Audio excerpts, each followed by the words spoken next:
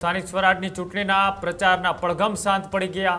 મતદાનની ગણતરીની કલાકો બાકી છે ત્યારે પોરબંદરમાં તમામ સમાજના શ્રેષ્ઠીઓ એક મંચ પર ચાય પે ચર્ચા કાર્યક્રમ દ્વારા તમામ મહાનુભાવો એક સાથે સાંપ્રદ સમયના મુદ્દાઓ પર વિસ્તારથી થઈ રહી છે ચર્ચા. પોરબંદરના ભવ્ય ભવિષ્ય માટે વર્તમાનમાં ગહન મંથન તમામ શ્રેષ્ઠીઓએ પોતપોતાના અનુભવો છે તે ચાય પે ચર્ચાની અંદર કર્યા. વિકાસની રણનીતિને જ મત આપવાનો સર્વાનુમતે નિર્ણય કરવામાં આવ્યો. સાથે જ સર્વ સમાજના શ્રેષ્ઠીઓને એકબીજાએ ધ્યાનથી સાંભળ્યા અને સાંપ્રદ સમયમાં વિકાસની રાજનીતિને ઉત્તમ હોવાનો મત છે તે પણ મૂકવામાં આવ્યો.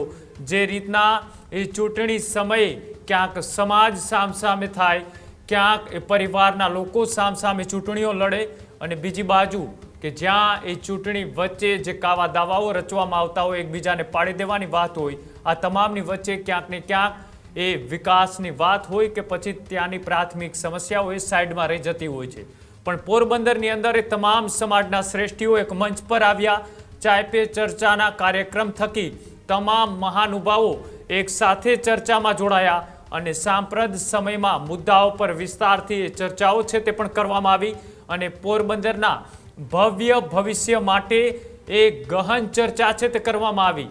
સાથે જ જે રીતના આ તમે ટીવી સ્ક્રીન ઉપર દ્રશ્યો જોઈ રહ્યા છો કે જ્યાં વાદ વિવાદ, મન દુઃખ કે પછી મોટા નાના પાડે દેવા, ખેલ કરવા, રણનીતિ રચવી, આ તમામ વસ્તુઓને સાઈડમાં મૂકી અને પોરબંદરમાં તમામ સમાજના શ્રેષ્ઠીઓ ભેગા થયા. શેના માટે? તો પોરબંદરના ભવિષ્ય માટે.